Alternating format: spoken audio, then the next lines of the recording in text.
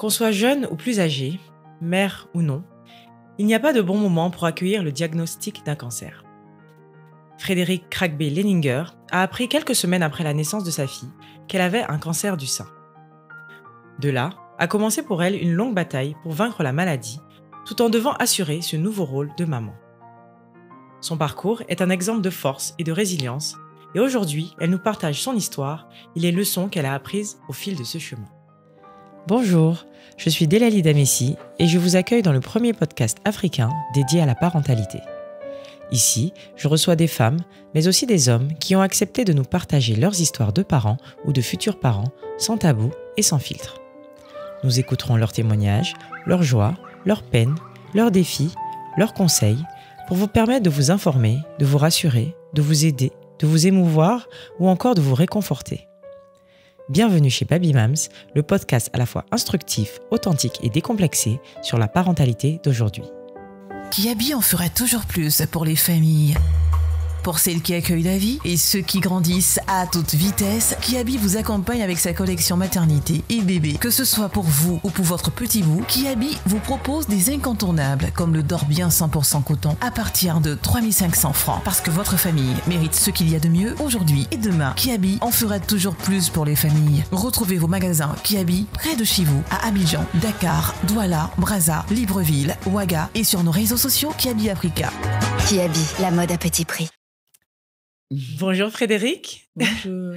Je suis ravie de t'accueillir dans le podcast by Baby Mams. On se connaît, mais je vais d'abord te demander de te présenter pour nos auditeurs et auditrices. Ok. Alors, je m'appelle Frédéric et j'ai 40 ans. Je pense que c'est très rare que les femmes commencent par là, mais je Par leur âge. Je suis tellement chanceuse d'avoir les 40 ans que je les... Voilà, Il faut je suis dire. vivante pour le Mais dire. bien sûr. Et puis, je pense que je suis essentiellement là aujourd'hui parce que je suis survivante d'un cancer agressif du sein. Et puis, je suis entrepreneur. Voilà. Et tu es la maman de... Je suis la maman de Kessie. Kessie qui a quel âge? Qui a 11 ans. 11 ans, dis donc, une belle jeune fille que je la vois sur tes réseaux, elle est magnifique. Merci. Alors, dis-nous tout. D'abord, tu vas nous parler de la naissance de ta fille, comment elle est arrivée, et ensuite on rentrera dans le vif du sujet. Alors, Kessie, la naissance. J'ai eu une naissance que tout le monde va jalouser parce que Kessie, c'est un bébé que j'ai poussé 4 fois. Ah. Donc, par contre, grossesse compliquée, très compliquée. D'accord. Grossesse. Pourquoi? Beaucoup de carences, des choses comme ça. Et rester essentiellement couchée. Alité, nausée. Voilà, c'était plusieurs mois de galère, mais accouchement incroyable. Un très bel accouchement. Très bel accouchement. Un bébé en bonne santé. Ouais. Elle arrive costaud, un bébé sumo. Elle a attendu d'être dehors pour être mince. Mais elle est née à combien de kilos? Elle est née à 3,9 kg, 4 kg. Ah oui, comme ma fille Malia, pareil. Eh ben, dis donc, oui, des gros bébés. Gros bébé, voix basse. Ah oui, bébé. tu as bien senti. C'est mon cœur, quoi. Tu as bien senti. Alors, ce nouveau rôle de maman, tu es maman. Comment ça se passe les débuts? Alors, les débuts avec elle, c'est génial. Tout de suite, une fusion. On est très, très, très, très fusionnel. Et ça fait que ses petits yeux, qui regardent toujours dans les yeux. Enfin, pour moi, c'est un ange, Kessie, vraiment. Je sais que tout ce que tu vas recevoir vont te dire ça. Nos bébés sont nos anges. Effectivement. Mais Kessie, vraiment, elle a, je sais pas, ce truc un peu magique. Elle est solaire. Elle était comme ça dès le début. D'accord. Elle est sortie, elle a pleuré 2 secondes. Elle me regardait, très curieuse. Et c'est resté comme ça. Elle a fait toutes ses nuits. Ah oui. Depuis le jour où je l'ai mis au monde à aujourd'hui. Waouh. C'est une dormeuse, mais qui fait pas de sieste. Elle fait ses nuits, en fait. Ouais, d'accord. Elle fait pas de sieste, rien, mais elle te fait des 10 heures. Elle respecte son sommeil, hein, attention. Ça. Mais elle fait pas de sieste. Et elle a jamais voulu en faire. Et tu l'as allaitée? Et je l'ai allaitée au début. Et d'ailleurs, sans rentrer encore dans le sujet, je pense qu'elle a refusé à un moment donné. Elle refusait le sein gauche. D'accord. Et je reste persuadée que c'était une alerte et que j'avais déjà quelque chose qui commençait. Eh bien, justement. 6 mois après sa naissance, tu découvres que tu as atteint d'un cancer du sein. Est-ce que tu peux nous raconter comment tu l'apprends et comment tu le prends toi-même, comment tu l'accueilles, cette nouvelle? Alors, je l'apprends brutalement. C'est à la fois brutal et pas brutal parce que le papa de Kessie découvre que j'ai... il attire mon attention sur le fait que j'ai une boule sur le côté. Donc, je dis ça à chaque fois parce que c'est pas sur l'avant du sein, C'est c'était vraiment vraiment sur le côté proche de l'aisselle. Et je me dis, et je minimise. Je laisse passer des semaines. Il me dit, non, franchement, fais attention à ce truc-là. Je dis, non, je vais aller, je vais regarder, je t'inquiète pas, je vais prendre le temps de le faire. Et je l'ai pas fait. J'ai dû bien laisser passer 2-3 semaines, hein. Et c'est D'accord. vraiment très, très peu fier. Mais je le dis pour que les gens se rendent compte et puis se mettent dans ces conditions-là. On minimise tellement en tant que maman, en tant que femme En tant que femme. et en tant que maman en plus, Mhm. parce que les bébés, il faut Ouais. s'occuper. Ouais. Je me dis, attends, je vais aller prendre du temps pour aller aller prendre faire, un ouais. rendez-vous et machin. J'ai tellement de choses à faire. Ouais. C'est comme ça que je me suis laissée embarquer par le temps, qui est D'accord. l'outil précieux de guérison. Mhm. Et c'est comme ça qu'un matin, je décide de le faire vraiment et je découvre que j'ai le cancer. Alors, comment on vous annonce ça? C'est-à-dire, tu as passé un examen, Ouais. D'accord. Et Donc j'ai fait, enfin c'était, comment on fait d'abord? Je vais voir mon médecin généraliste qui minimise, Ouais. autant que moi le sujet. Il me D'accord. dit: «Mais non, vous avez mis il y a pas longtemps, votre fille, Au monde, ouais. voilà, donc genre, hypocondriaque quoi». D'accord. Il m'a dit: «Franchement, moi aussi je pense que vous avez rien, vous avez même pas 30 ans. Mmh. On va faire une chose, on va faire une écho mammaire», donc vraiment D'accord. le truc, minimisé. OK. Donc c'est comme, pour celles qui ne savent pas, c'est vraiment du gel, comme pour le bébé. OK, comme, oui, comme Et pour l'échographie, voilà, ouais. voilà, c'est une échographie mammaire et il regarde, puis voilà, ça va le faire. Donc il me fait une ordonnance pour une OK. écho mammaire, même pas une mammographie tellement, Il minimisée également. minimisait, oui. Je prends encore mon temps pour appeler, pour avoir mon rendez-vous. Je suis détendue quoi, même mon médecin, il est détendu. Mmh. Puis j'arrive à l'écho mammaire et c'est là que, je me retrouve avec, une infirmière, en tout cas une personne, du corps médical qui toute pâle en faisant l'écho mammaire. Je la vois et c'était entre midi et 2 entre, mon travail. OK. À l'époque, je travaillais dans une marque, de mode Mmh. et moi même là, j'étais Pressée, pressée. oui. Je dis: «Oh, qu'est-ce qu'elle me raconte?» Et donc elle dit: «Excusez-moi madame, cas d'urgence, on doit passer dans une autre salle, vous allez faire une mammographie». Je dis: «Mais comment ça?» Il m'a dit qu'une écho mammaire, c'était Ça suffisant. suffirait.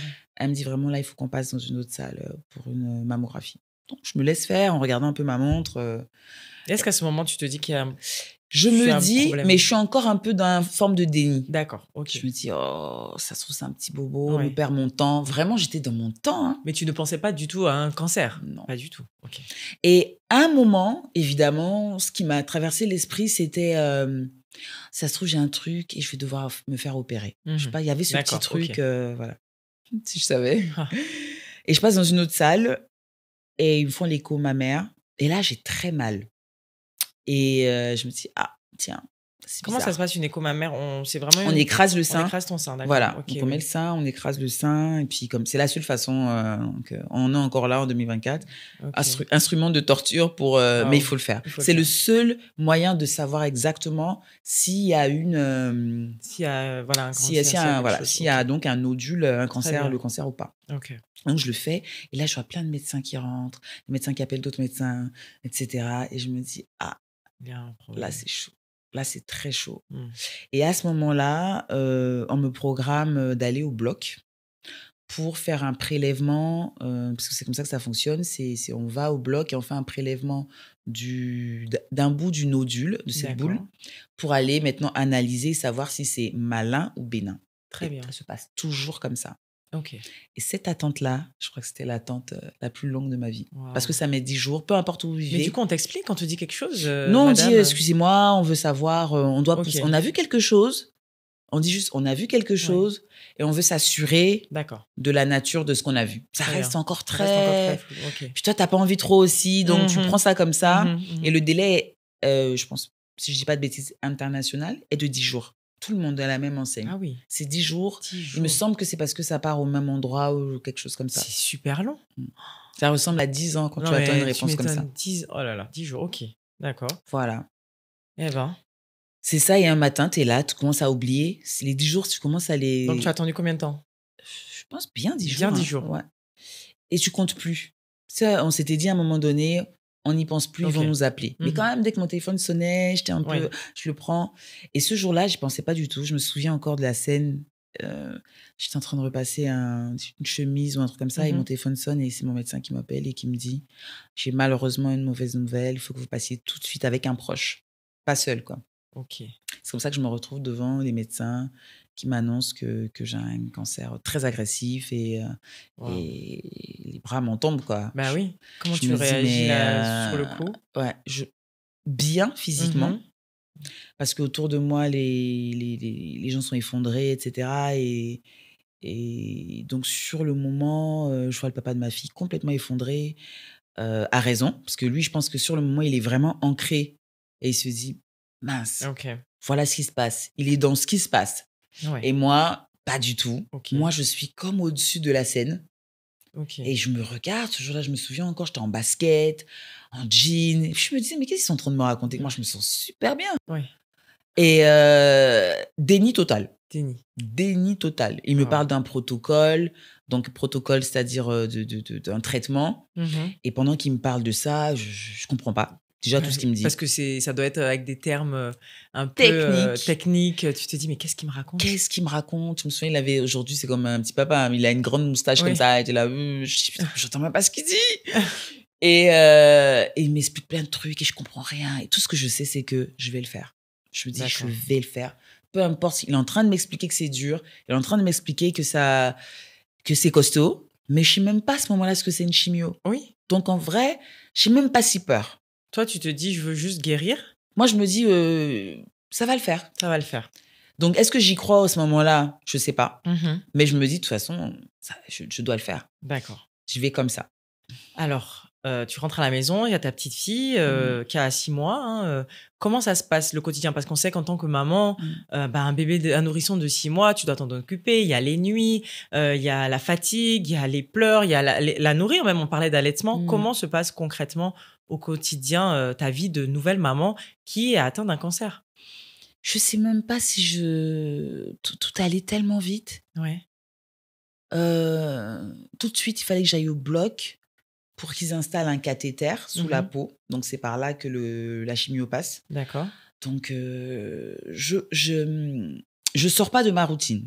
Très bien. Je Tu sors pas de ma continues à tout routine. Je sais pas faire si ça comme fait partie d'habitude? du déni. Ok. Je me dis, pour le moment, je suis pas handicapée Physique? physiquement, Oui. et je me dis, je continue ma routine. D'accord. Donc, tu continues à t'occuper de ta Je fille continue de m'occuper de normalement? ma fille normalement. Et D'accord. là, je fais la première opération au bloc pour mettre le cathéter, et déjà, je prends un coup.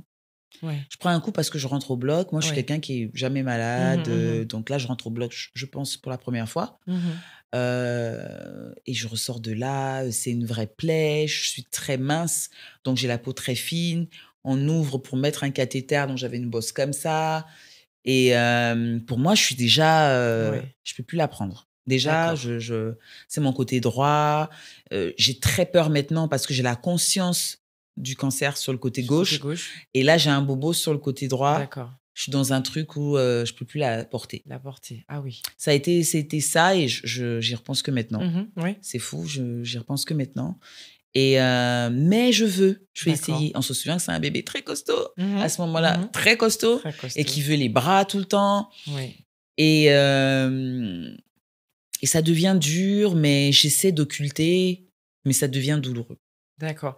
Donc, tes challenges physiques, tu as donc des challenges physiques parce que tu dois t'occuper d'elle, pouvoir la porter, et émotionnellement aussi, Oui. j'imagine. Comment tu gères émotionnellement cette période-là où tu dois être maman, gérer pour ta fille? Je pense que tu as dû prendre beaucoup sur toi aussi. Mmh. Comment tu gères? Tout s'enchaîne. Mhm. Vraiment, j'ai peur, mais j'ai pas peur pour moi.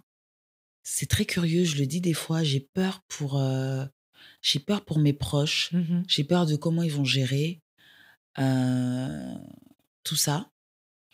J'ai peur pour, si je la vois pas grandir, si je la vois pas marcher, si je la vois pas dire maman. Mm. C'était ça vraiment mon rêve, Oui. c'était de l'entendre dire maman, et je me suis dit: «Ah, j'ai trop envie qu'elle dise maman, j'ai trop envie de la voir courir», et j'ai peur pour des choses comme ça, D'accord. avant de qu'est-ce que moi, ils vont faire de moi avec tous ces D'accord. traitements. J'ai D'accord. peur pour ça, et j'ai peur qu'elle ait pas de maman, j'ai Mhm. peur qu'elle ait pas de représentation, qu'elle soit bousillée,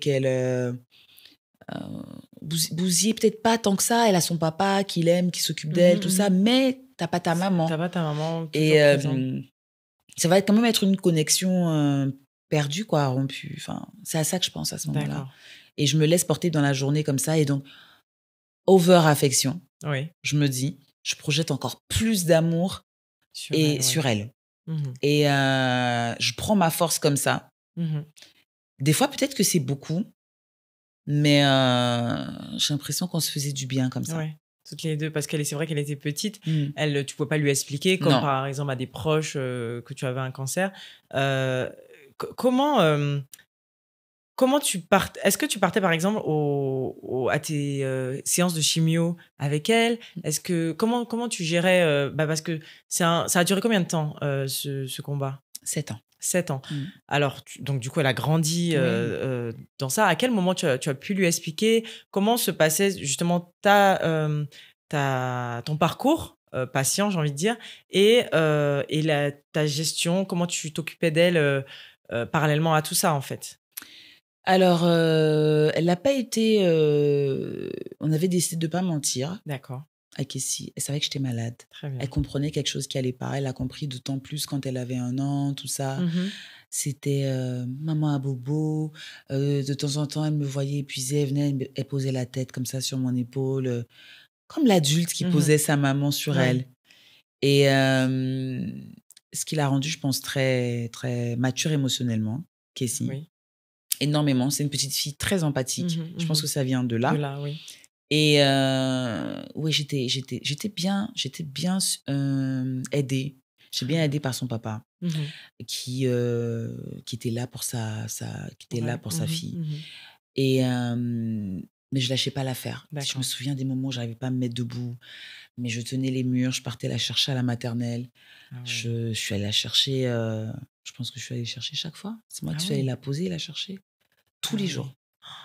Tous les jours, chauve, parce que j'ai pas supporté les perruques, les machins et tout ça. Oui, tu t'es rasé la tête? Ouais, non, je les ai perdues et j'ai rasé du coup.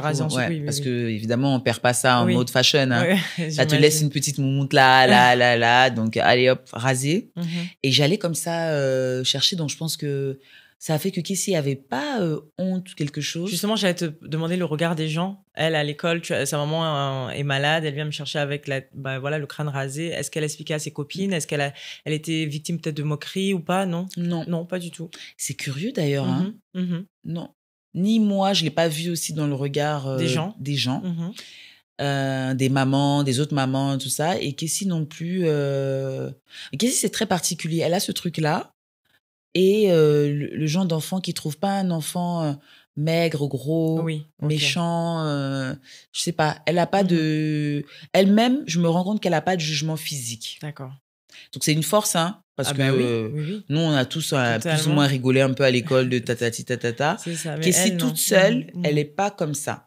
Donc, elle n'a pas regardé comment maman était physiquement, mais elle était très fière de savoir que j'étais malade et chaque fois le même émerveillement que je vienne la chercher. Parce qu'il y a eu 2-3 fois où j'ai pas pu. Et donc, elle a enregistré que c'était une chance quand je venais la chercher. Quand tu venais la chercher. Ouais. Oh là là, c'est vraiment quelque chose de magnifique. Dis-moi, est-ce que tu pourrais donner des conseils justement par rapport à cette gestion du quotidien dans la maladie pour une maman qui a un cancer, en fait? Parce que toi, tu l'as dit, tu t'es dépassée, mais il y a des douleurs, il y a les séances de chimio. Comment on arrive à traverser cette période-là, en fait, en tant que maman? Je pense que déjà, en commençant par la vérité, je pense que c'était trop important de ne pas mentir aux enfants. D'accord. Ça permet de mettre un climat sain au sein de la famille. Votre mouche, là. On peut pas la tuer. On y va? Ouais, je veux bien, mais elle nous fatigue. J'ai presque avalé tout de suite, là. C'est bon, j'y vais. Je reprends ça. Ok. Je pense que déjà, il faut un climat sain. Et le climat sain, ça passe par la vérité. D'accord. Parce qu'on sait tous, on a tous été enfants. Quand on ne dit pas les choses, l'esprit des enfants est très créatif. Donc, on va se mettre à se dire qu'est-ce qui se passe, pourquoi il se passe ça, maman est bizarre. C'était la vérité. Je pense que ça a beaucoup aidé le fait d'être dans quelque chose d'authentique avec elle. Premier point. Et deuxième point, je vais me baser sur mes propres erreurs. Je pense que quand on peut pas, on peut pas. D'accord. Ne pas dire qu'on peut pas. Je pense que j'ai des séquelles aujourd'hui physiques que j'aurais pu éviter en faisant un peu moins d'efforts, qu'on pose un peu notre côté supra-résiliente, superwoman, pour quelquefois juste dire là, je peux pas, là, physiquement, je peux pas la porter. Physiquement, j'ai eu une mastectomie, je peux pas la soulever comme ça, qu'est-ce maman ne peut pas. Il y a eu des fois où j'ai essayé, mais j'ai fini par la porter, quoi.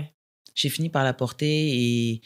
La mastectomie, tu l'as eue, elle avait quel âge? Tu te rappelles? J'ai plus les détails comme ça. Elle était déjà assez... Mais elle était debout. Oui, donc déjà lourde, quoi. Elle savait.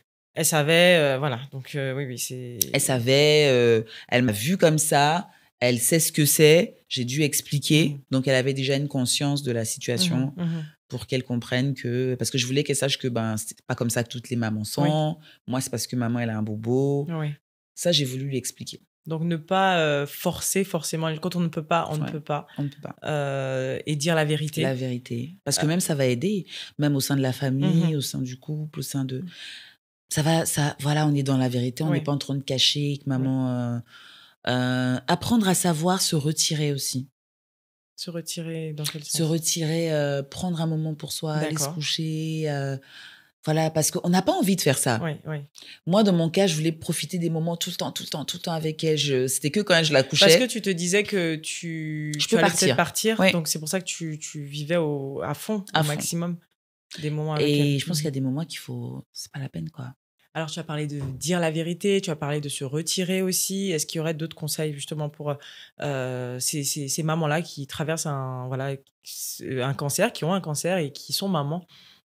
Comment elles peuvent gérer, trouver l'équilibre dans tout ça?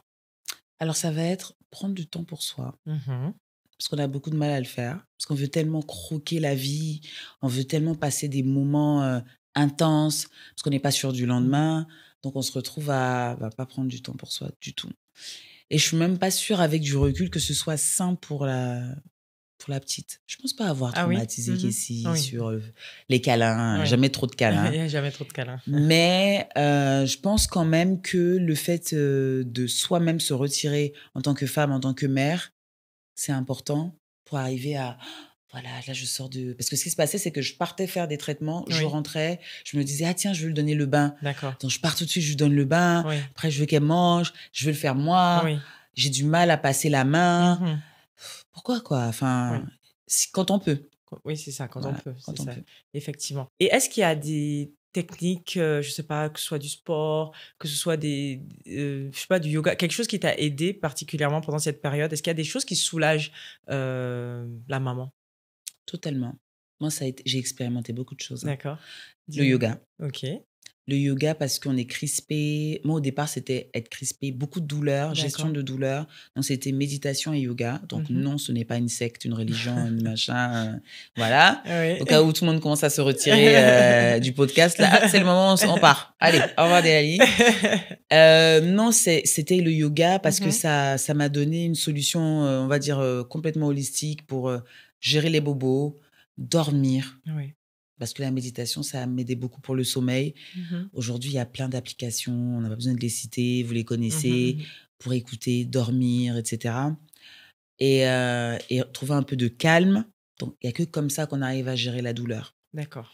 Donc, trouver méditation et yoga. Yoga, ça faisait bouger le corps. On ne peut pas courir. On ne peut pas aller en salle. Des choses, de toute façon, que je ne faisais pas avant. Mais faisons comme si on ne peut plus aller en salle. Sportive. Voilà. On ne peut plus aller en salle alors qu'on allait tout le temps avant. Et là, en fait, on se retrouve à avoir quelque chose qu'on peut faire sur un tapis, là, le matin, dès qu'il y a un bobo, dès qu'on est engourdi. Les étirements. Et de la méditation. Beaucoup. Est-ce que l'accompagnement que tu as eu, bon, ça s'est passé en France. En France, Tu as eu un accompagnement psychologique dans cette période-là? Comment ça se manifestaient? Est-ce que c'était des cours? Comment ça se passait? Alors, comment ça t'a aidé? je vais être franche. Hein. Ouais. Ah ben, c'est Donc, ce qu'on veut. il donne des contacts. Tiens, voilà. De toute façon, il y a une grosse pile où tu peux appeler ça, c'est à ça, c'est à ça, c'est à ça. Donc, il y avait la psychologue. Jamais été la voir. D'accord. Je déconseille, faut aller. Très bien. Parce que on a toujours cette impression. Moi, je pense que c'est culturel parce que toutes les Françaises, elles y allaient. Ok. Et puis les Africaines n'y allaient pas. Et puis chaque fois, je me rendais compte que les Africaines, elles y allaient pas. Ah C'était bon. du genre, non, on a le soutien qu'il nous faut, je sais pas, ou... C'était surtout, on se sent assez forte pour le faire, en fait. Ok. On se dit, mais on gère, voilà. Oui, Toujours cette même psy, histoire. les choses des blancs, on n'a pas besoin d'un psy, quoi. Et j'ai pas fait. Et franchement, je pense que j'aurais dû, notamment après la mastectomie ou même après, quand ça se termine un peu, quand ça commence quand les grosses choses sont passées, je parle de chimio et mastectomie, là après radiothérapie, c'était un peu plus doux, c'est que les rayons, c'était plus lent, je soufflais plus, il y a plus de temps entre les radiothérapies, c'est moins violent. Et là, à ce moment-là, c'est là qu'on est en phase avec soi-même et c'est là que c'est dur psychologiquement. Pourquoi? Parce qu'on n'est plus dans le combat à mener au quotidien. C'est un peu les personnes, je discute beaucoup avec des gens de l'armée, des choses comme ça. J'avais rencontré d'ailleurs un monsieur qui était dans l'armée de l'air en France et il me disait, c'est fou parce que pendant qu'on y était, pire, à Irak, etc., tout ça, c'est dur, mais t'es dans le combat, mais quand tu t'arrêtes et que tu rentres en famille, là, c'est là que c'est dur. Et qu'est-ce qui a été dur pour toi quand tu es rentrée de là, de cette rémission? C'est de me rendre compte que mon corps était différent. C'est de me rendre compte que j'avais plus la force. J'ai eu beaucoup d'années à accepter que j'étais plus aussi forte physiquement. Ok. Que j'avais des séquelles lourdes et que du coup, j'allais pas pouvoir faire tout ce que je voulais. Que j'avais du mal à récupérer physiquement. Que mon état physique était étroitement lié à mon état émotionnel. D'accord. Systématiquement, si je suis dans un état de gros stress, bam, maladie. Tout de suite. Tout de suite. Et très longue récupération. Et donc, pour quelqu'un qui est en pleine santé, je suis un peu hyperactive quand même. Très. Dans mon genre. Et c'est vrai que c'était très dur pour moi d'accepter. Je pense que c'est depuis pas très longtemps que j'accepte cette partie-là. Ça évolue tout le temps. Hein. C'est depuis pas longtemps que j'ai accepté de me dire, bah en fait, Freddy, des choses que tu peux plus en fait. Et ça, c'est très, très, très dur. Et là, j'ai senti que là, j'avais besoin d'acceptation. Et de me dire qu'en fait, cette maladie, elle m'a vraiment impactée. Beaucoup plus que ce que je veux l'exprimer, en fait. Elle m'a impacté durablement, voire à vie. Et donc, tu m'as dit, donc 7 ans pour arriver à un diagnostic où on t'a annoncé que tu étais en rémission. Tu peux nous expliquer si ça veut dire quoi, en rémission? Parce qu'on entend beaucoup, bon, ça y est, en rémission, elle est guérie, mais ça signifie quoi concrètement? Alors, après les traitements, il faut attendre 5 ans. Donc, si je rentre ça, donc beaucoup plus, on va dire ça fait un peu plus de 7 ans. D'accord. J'ai du mal à me retrouver dans les dates, il y a tellement de choses comme ça. Mais en rémission, c'est passer les 5 ans de check-up où on regarde chaque fois si le cancer ne revient pas, etc. C'est à ce moment-là, après les 5 ans, qu'on dit, voilà, vous êtes en rémission. Parce qu'on a surveillé et c'était la partie la plus sensible après les traitements où le cancer pouvait revenir tout de suite et se manifester ailleurs, l'autre sein, ailleurs, etc. Donc, c'est une période très cruciale. Il faut la passer pour être en rémission. Avant cette période-là, on ne peut pas décréter qu'on est guéri. En fait. D'ailleurs, le mot guérir n'existe pas après un cancer. Mais c'est ce que tu me disais tout à l'heure en off. Tu me disais que c'est à vie, en fait, parce qu'on ne sait jamais. Et puis, il y a des séquelles derrière, encore aujourd'hui. Encore aujourd'hui. C'est une surveillance permanente. On va dire qu'après les 5 ans, on écarte le fait de pouvoir avoir une récidive. Mais pour moi, qui, contrairement et Dieu merci pour d'autres, j'ai eu vraiment tous les traitements, tout le protocole. C'est très lourd.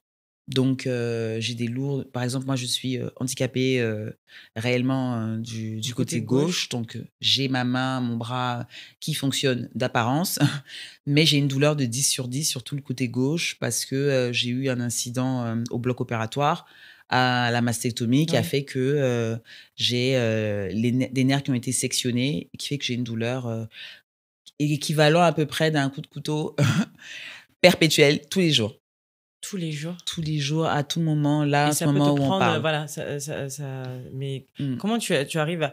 Enfin, franchement, je n'arrive pas à comprendre comment tu arrives à gérer, parce que tu parlais de résilience, tu parlais de... Enfin, ton parcours, pour moi, voilà, c'est vraiment le thème central, résilience, parce que tu t'es dépassé, tu as pris sur toi à des moments pendant ta maternité. Comment tu arrives à gérer cette douleur physique, émotionnelle aussi, sûrement, parce je pense qu'il y a eu des moments où ça a dû être... Tu étais peut-être au fond du trou, des moments sombres. Comment tu arrives tu es arrivé ou tu arrives encore à surmonter tout ça? Ça aiderait peut-être, voilà, des femmes qui traversent ça, parce que des fois, on est là, on sait plus quoi faire. On sait plus quoi faire. Moi, je pense que il faut beaucoup de force mentale. Et il faut pas penser à aller chercher la force chez les proches. D'accord. C'est pas parce que les proches vont pas vous la donner, ils sont là pour ça, ils vont le faire. Si vous avez la chance d'avoir des gens qui vous accompagnent, j'ai eu de la chance d'avoir des gens qui m'ont accompagné. Maintenant, je pense que c'est vraiment mental. Il faut décider de guérir. Et il faut accepter. Il faut accepter sa situation physique, sa situation mentale. Et moi, je pense que j'ai accepté que c'était quelque chose de dur. Oui. J'avais une volonté incroyable de guérir. Quoi qu'il se passait, pour moi, c'était un objectif. C'était pas la guérison. Oui. Mon objectif, c'était être là pour ma fille. Être là pour ta fille. C'était ça vraiment Oui, c'était mon moteur. Ton moteur. Et c'était dur. Mais chaque fois, c'est un peu comme quand on dit vision board, garder un point. C'était mon point d'ancrage, Kessie. Et je me disais, quoi qu'il arrive, il faudrait que tu sois une maman forte. Voilà les différents points que Kessie doit retenir sur sa maman. Donc, si tu pars, dans tous les cas, elle aura vu ça. Et ça, elle pourra que être une femme forte, en fait, en ayant vu quelque chose comme ça. Et donc, soit tu laisses une leçon, soit tu restes. Je pense qu'il faut... moi, j'ai tenu ça parce que je pense que si je comptais sur moi, dans le sens où si je me battais pour moi seulement, il y a des moments où tu lâches l'affaire parce que tu as mal, tu as machin. Donc, à un moment donné, j'ai sorti ça pour aller le mettre sur quelque chose d'extérieur et c'était Kessie. Et donc, quand mon corps, moi, il m'abandonnait, j'avais toujours Kessie qui est une extension de moi. Toi, et je me dis, bah tiens, regarde là. Non, regarde, c'est trop beau ce que tu vis là. Tu dois te battre pour continuer de vivre ça, en fait. Donc, accrochez-vous à ce qu'il y a de plus beau pour vous.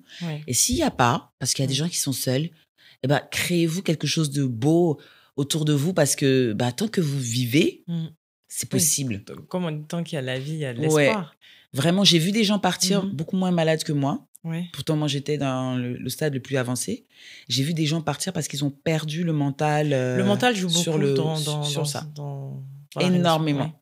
Ils ont laissé tomber et c'est possible. Et je peux même pas leur reprocher parce que c'est trop dur. C'est dur. C'est trop dur, tu souffres, tu t'es en panique, pourquoi j'ai mal comme ça, mais voilà, je peux pas me lever, et puis ça, et puis est-ce que je ressemble à une femme encore, et puis ceci, ça, de façon permanente, il y a quelque chose qui tourne en boucle, et là, tu déplaces, ça peut être aussi ce que j'ai fait, on peut déplacer sur sa foi, on peut déplacer sur, voilà, mais sa foi, ça peut passer par, moi, c'était ma fille. Et donc, tu peux pas avoir un petit bout comme ça et rester par terre. Tu te lèves et tu fais, quoi. Alors, j'ai envie de te poser la question, qu'est-ce qu'il faut faire et ne pas faire? C'est-à-dire, quand on est des proches autour d'une maman qui a un cancer et qui doit s'occuper de sa fille, qu'est-ce qu'il faut surtout pas faire? Qu'est-ce qu'il faut faire? Oui, parce qu'on ne sait pas trop comment gérer. Est-ce qu'il y a des choses vraiment... ne faites pas, ou voilà les choses que vous devez faire quand voilà, maman a un cancer et elle doit gérer sa fille pour faire au mieux? Parce qu'on ne sait pas, des fois, on est un peu démunis. Je sais pas, on est toutes tellement différentes. Moi, par exemple, j'avais pris la décision d'aller au chimio seule. D'accord. Et quoi qu'on dise, je voulais y aller seule. Mais je pense qu'en vérité, je voulais pas y aller seule. C'est vrai? Ouais. Je pense que c'était très, très dur. Et à un moment donné, j'aurais voulu qu'on me bouscule un peu pour m'accompagner. D'accord. Mais comme j'avais tellement pris ma décision, et je me suis dit, je vais pas les embêter. Ouais.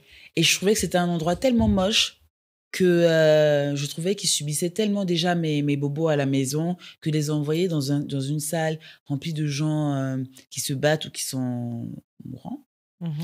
J'avais pas vraiment envie d'imposer ça en plus visuellement à mes proches. D'accord. Donc, j'avais décidé vraiment d'y aller seule. Je me suis dit, ça, c'est ta part de courage. T'as pas besoin de leur imposer ça. Tu imposes les autres choses, mais pas ça. Pas ça, d'accord. Et à un moment donné, je pense que j'avais envie de pas être seule dans cette salle. Et je regardais les gens qui étaient accompagnés. Des fois, je me disais, tiens, peut-être que... Bien. Et je commence toute seule à me dire, mais oui, mais pourquoi ils n'ont pas insisté? Toujours, c'est moi qui suis la forte et tout.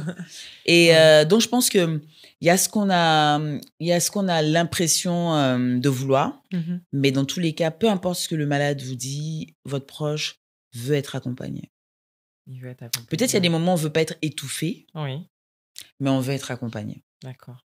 Et quelquefois, par pudeur, surtout nous, dans notre culture à nous, on va dire non, ça va. Moi, aujourd'hui encore, j'ai des proches qui découvrent des bobos que j'ai eus et que je n'ai pas dit à l'époque.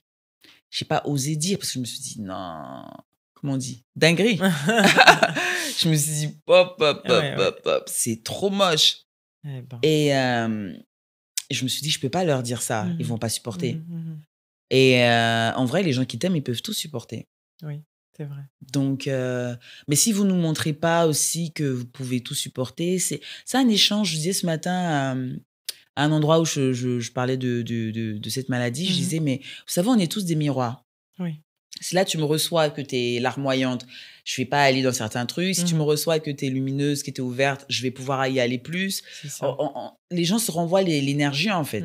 Donc, aussi, je pense, essayer d'envoyer l'énergie de « je suis là, je peux tout entendre, je suis là pour toi. » Et aider pour le bébé, parce qu'on revient à notre thème de maternité. Aider pour une maman qui a un bébé, surtout un jeune nourrisson, et qui a un cancer. Aider au maximum, la soutenir, faire les nuits s'il faut faire les nuits et qu'elle justement elle veut dormir. Et je pense, comme tu l'as dit, des fois tu voulais tellement faire, peut-être qu'à un moment donné, tes proches auraient pu te dire non mais là va te reposer, je prends le relais. Vraiment insister, comme tu as dit, ne pas insister. Parce qu'on n'a pas envie et puis on a l'impression de déroger à notre rôle de mère. Donc au contraire, des fois même je me demande si on ne fait pas plus que quand on est en bonne santé. C'est vrai. Tellement on veut montrer que aujourd'hui je suis bien, je peux la soulever, je peux lui donner le bain, je peux faire à manger juste après. Et en fait, tu peux pas, t'es au bout. Et c'est aux autres aussi de regarder pour dire, hey, tu peux pas là, mais je suis là. Et complètement. Tu as rencontré d'autres mamans qui étaient atteintes du cancer pendant... Oui, c'est vrai. Mais beaucoup plus à la fin de mon traitement que pendant. D'accord. Parce que comme tout le monde venait un peu... solo, à deux, adultes. C'était difficile de parler des enfants. D'accord. Les sujets sont très... je sais pas comment dire. Dans cette salle, on essaie d'être On peut discuter dans ces salles-là? Oui, on peut. Mais c'est fou. Des fois, il y a des... Moi, par exemple, je pouvais rester 2 à 3 heures, voire 4 heures de chimio. Donc, c'est les plus longues. Moi, je voyais les gens arriver et partir. Ça durait autant de temps? Déprimée des fois. Je dis, waouh! On en arrive à se dire, quelqu'un est chanceux de faire 30 minutes de chimio ou 1 heure. Ça dure combien en général? Ça peut aller jusqu'à 4 heures. Ça peut aller jusqu'à 4 heures, waouh. Et donc, toi, quand tu es là, que tu viens faire les 4 heures, et que tu vois des gens qui râlent, ils sont là pour 30 minutes, tu dis, moi, je suis là, des gens qui pleurent. Tu te dis, mais tu fais pleurer là 30 minutes. Moi, j'en ai vu 4, là, des gens partir à son siège, là, comme ça, depuis. Et moi, j'étais plutôt au bout en train, à mettre du vernis à tout le monde, à machin et tout, mais j'étais la plus malade. Ah oui. J'étais la plus malade de la salle jusqu'à la fin. J'étais la plus malade, mais je pense la plus joviale. Et je ne sais pas si j'étais plus en réalité joviale que les autres, mais j'étais sûre d'une chose, c'est que je voulais rentrer à la maison. Quoi. C'est ça, oui. Et donc, ça alimentait un peu. Donc, on parlait très peu des enfants. Les mamans n'en parlaient pas, les autres? Non. Moi, j'essayais des fois, je montrais sa photo. Je disais, regardez, là, elle a dit ça. Mais les gens ne montraient pas beaucoup, un peu la peur. Un peu de peur. Et c'est à la fin, quand on est de l'autre côté, ce que je disais, radiothérapie, salle de check-up, qu'on vient juste faire des IRM, des machins. Là, tout le monde est là. Mais moi, après, je vais chercher ma petite et tout. Là, on commence... C'est comme si la peur avait lâché un peu. D'accord. Et qu'on se disait, bon, Après tout, on est des mamans, on peut reparler de ça. Mais avant, c'est comme si, faut même pas y toucher, on veut même pas ramener notre réalité dans la salle de chimio. D'accord, oui, qu'on a des enfants qui nous attendent et tout. Et physiquement, en tant que mère, en tant que maman, qu'est-ce qui est le plus difficile quand on a un cancer? Tu as parlé de porter l'enfant. Porter l'enfant, émotionnellement, c'est de ne pas la voir grandir, ça c'est sûr. D'avoir peur de ne pas voir grandir. Physiquement, c'est porter des gestes ou que l'enfant commence à grandir et fasse mal. Ah oui. Moi, Kessie m'a déjà mis des coups, pas en me mettant des coups, mais juste en se bougeant ou un truc, un petit mouvement où elle va dormir avec moi et elle va me faire, va se retourner. Et puis, paf, elle me met un coup, j'ai envie de hurler. Ouais. Je pense que j'ai déjà hurlé une fois et elle a commencé à pleurer parce qu'elle comprenait pas. Le coup était tellement, le geste était tellement léger. Mais pour toi, mais moi, ça m'a flingué. Et on a peur de ça.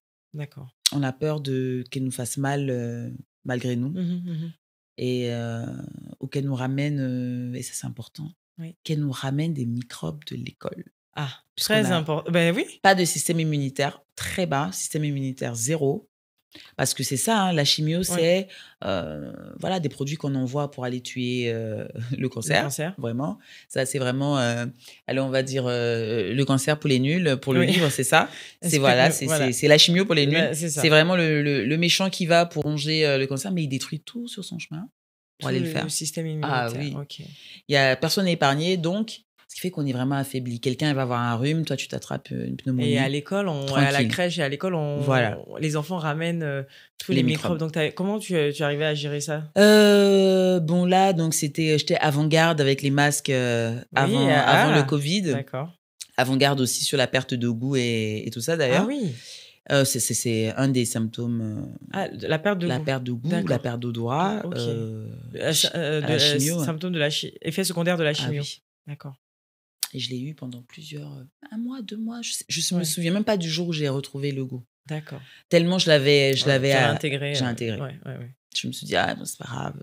Voilà. Essaie de mâchouiller le truc, avale comme tu peux. Et je pense qu'elle m'a déjà ramené 2-3 petites choses, mais masque.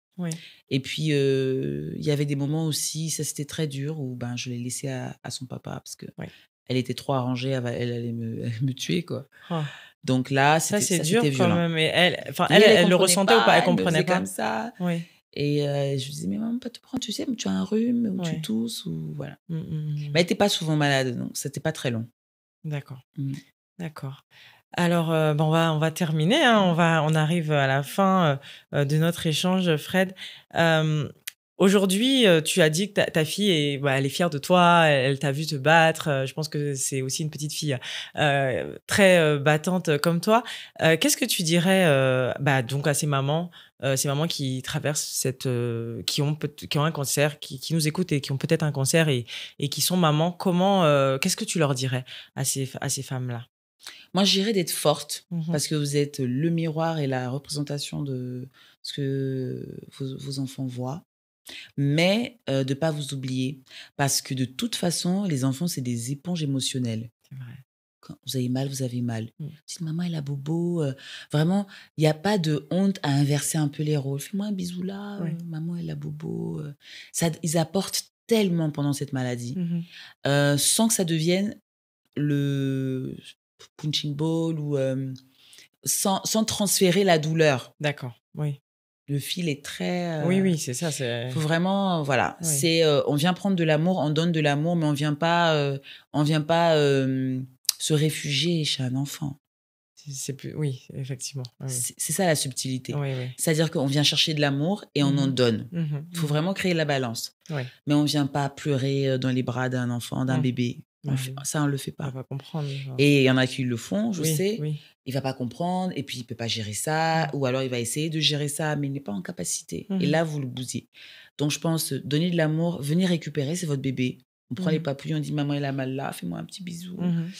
Et maman va bien aujourd'hui. Il faut le dire aussi. Il faut le dire, oui. Pour créer la balance. C'est ça. Moi, je dis, gardez en tête, créer la balance. D'accord. On a mal, mais on est bien aussi des fois. Et quand on est bien, on doit le dire. C'est un peu comme dans l'éducation. Oui. Tu fais mal, on le dit. Mais quand tu fais bien, on dit, tiens, regarde, génial, t'as ton dessin, il est beau, t'as tout mangé, ou voilà. On garde les mêmes règles, c'est les mêmes règles. Et est-ce qu'on doit les préparer à la mort? Tu vois ce que je veux dire? Parce que je sais pas, moi je l'ai pas fait, pourtant parce le que risque était élevé. C'est un risque, je veux dire, est-ce qu'on doit leur en parler ou pas? Je l'ai pas fait. Ok. Je l'ai pas fait, peut-être par manque d'acceptation moi-même. Mais je me dis peut-être que si ça avait dégringolé, peut-être que j'aurais fait le step de commencer à dire maman peut aller au ciel ou quelque chose comme ça, mais j'intégrais pas ce truc, donc je sais pas, je l'ai pas fait. D'accord. Mais je pense que si ça doit vous arriver, toute forme de préparation est importante. Oui. Et avec toujours cette idée de dans tous les cas, je serai là, maman elle est là. Tu sais, comme quand tu es à l'école, tu me sens quand même. Ben, tu vois, je suis pas avec toi à l'école, mais tu me sens. Oui. Donc voilà, il se pourrait que maman un jour elle parte sur ça, mais tu me sentiras là dans ton petit cœur, des choses comme ça. Ça, c'est un process qu'il faut mettre en place quand vous avez la certitude que c'est compliqué. Donc non, je l'ai pas fait parce que j'étais sûre que je lâcherais pas l'affaire. Et aujourd'hui, Casey, est-ce que vous reparlez de la maladie? Est-ce que oui. On parle de la maladie et elle me touche beaucoup parce que maintenant elle a 11 ans, elle est plus grande et elle me parle de sa fierté. Et pour moi, c'est les paroles les plus belles, quoi. Et là, on va rentrer aussi dans la période des petits tétés, tout ça. Donc, il y a des petites questions aussi qui se posent. Bien sûr. Donc, je lui explique aussi des choses. Et j'essaie de vraiment avoir une discussion très franche avec elle pour pas qu'elle somatise et qu'elle se fasse aussi des idées. C'est ça, parce qu'elle peut se dire, maman a eu un cancer, moi, est-ce que je peux... C'est héréditaire ou pas? Non. Non, ce n'est pas héréditaire. Non. Très bien. Mais on ne sait pas ce qui se passe dans la tête d'une enfant. Oui. Donc, je garde ce sujet-là systématiquement. La porte, elle est ouverte. Elle sait qu'elle peut y aller, elle peut m'en parler.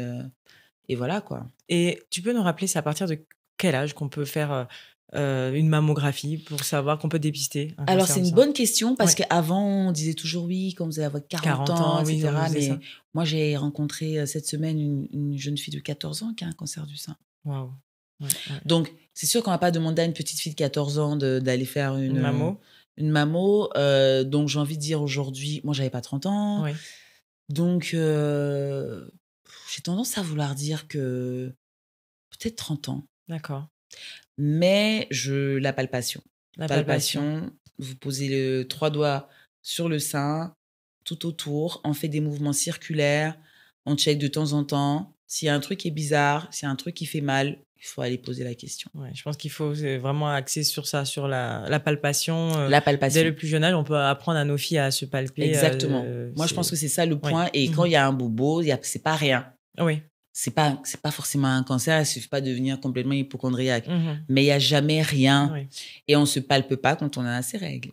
Parce que de toute façon, le sein, il est tendu. Et souvent même, on a une sensation de boule à l'intérieur du sein à ce moment-là. Donc, ça sert à rien de se faire de la palpation quand on est à ses règles. C'est bien que tu le rappelles. Merci beaucoup, Frédéric. Un petit mot de fin pour ta fille ou pour qui tu veux, peu importe. Pour la maman que tu es. Pour ta fille, j'imagine. Je vais le demander à toutes mes invitées. Un mot pour leurs enfants. Eh ben non, mais si je dois faire écouter à Casey, je lui dirais que je l'aime très, très, très, très, très, très fort. Qu'elle est magique. J'ai l'impression que le ciel m'a fabriqué un espèce d'ange pour que je puisse y arriver. Mais j'espère aussi que ce sera une femme très forte et qui pourra aussi être quelqu'un qui donne aussi aux autres. Parce que moi, depuis que c'est m'est arrivé, de façon en toute humilité, j'essaie de donner et de parler. C'est toujours des moments qui sont très intenses pour moi. On a l'impression comme ça que j'embrasse le sujet et que j'y vais, mais c'est toujours très painful de me mettre sur la place publique, d'en parler et de dire mes erreurs aussi. Et je préfère les dire parce que j'aurais voulu les entendre. Et donc, j'ai envie de dire à Casey, sois une femme forte, accepte d'être faible si un jour tu es faible, relève-toi toujours. Et puis, c'est ça plutôt que tu dois retenir du bobo de maman. Voilà. Merci beaucoup, Frédéric. Merci de t'être ouverte aussi, avec autant d'authenticité, avec autant de vérité. Je te remercie. Je pense que ça va servir à d'autres mamans qui vont nous écouter. Et je t'embrasse. Merci beaucoup. Merci. À bientôt. À bientôt.